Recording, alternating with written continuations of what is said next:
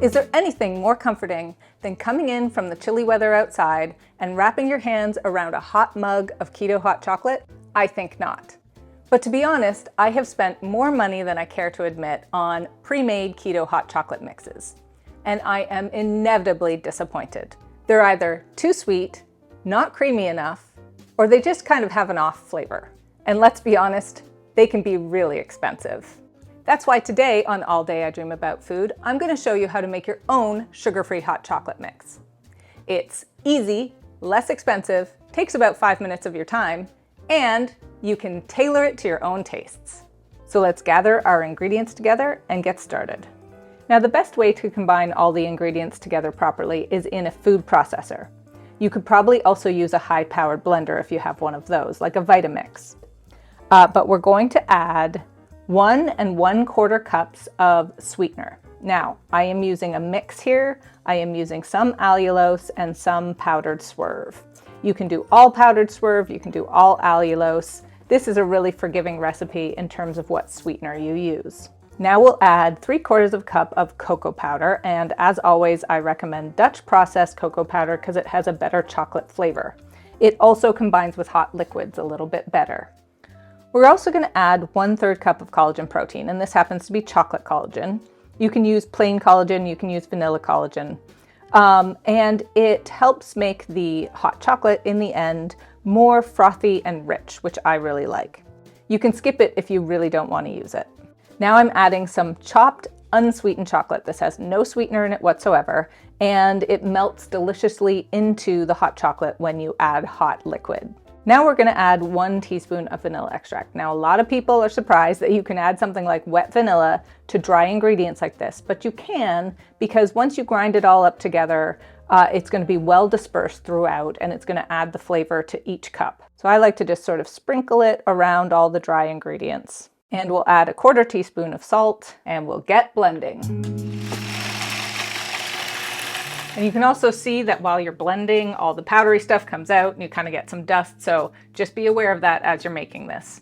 And do your best not to make a mess all over your kitchen like I am. Once you've processed it a little bit, I recommend taking off the top, trying not to get all the cocoa powder and bits everywhere, and getting in there at least once with a rubber spatula just to make sure, just get right in there around the blade, because sometimes the sweetener or the cocoa powder likes to clump a little at the bottom. Then you can put your top back on and blend it up again. And believe it or not, that is all there is to making your own homemade sugar-free keto hot chocolate mix. Now the trick is getting it out of the food processor and into nice jars without making a huge mess. So I've got this canning funnel, which I use when I'm canning, and it gets, it's nice and wide and it gets everything into the jar nicely. So just sit that on top and we'll see how this goes. Okay, we'll take our rubber spatula and just try to guide the powder right into the jar. And the funnel definitely helps. If I was doing this just with the open jar, I would probably be getting it everywhere. Ah, I got some on the counter. Not too bad though. Oh, there's a big clump of sweetener. Okay, we're gonna have to work that in a bit. There we go. Okay, the canning funnel clearly did a much better job than I would do by hand if I just had the open mouth of the jar.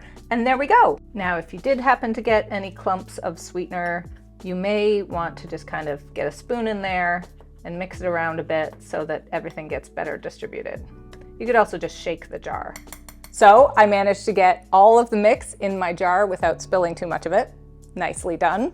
And this makes about 2.5 cups of mix, or about 16 servings. So you can keep it all for yourself, or you can put some into smaller jars and share with friends.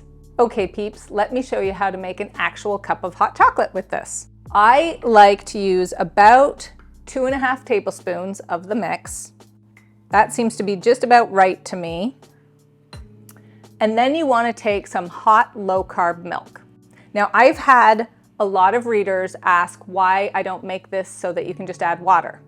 Trust me, I tried. I tried many times to use cream powder and milk powder. Milk powder has a lot of carbs, and cream powder, as my daughter put it, made the hot chocolate taste like stale popcorn. So I think it's better to just heat up some of your own milk, and for each cup, you'll need about 8 to 10 ounces. And just pour your hot milk right over the mix and stir until well combined. Hold on, definitely some clumped at the bottom, which happens. Get it all mixed in there. And there we go, a nice hot cup of hot chocolate with no added sugar. Let's take a sip.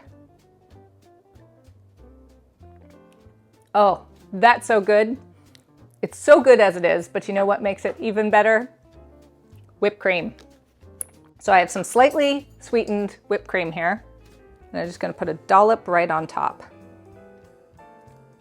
Woo, there we go. And then you let it melt and you sip. It's the best thing ever. The best way to warm up on a chilly winter's day. I have some great flavor variations for this hot chocolate mix, and you can check them out on my website, alldayidreamaboutfood.com. That is delicious.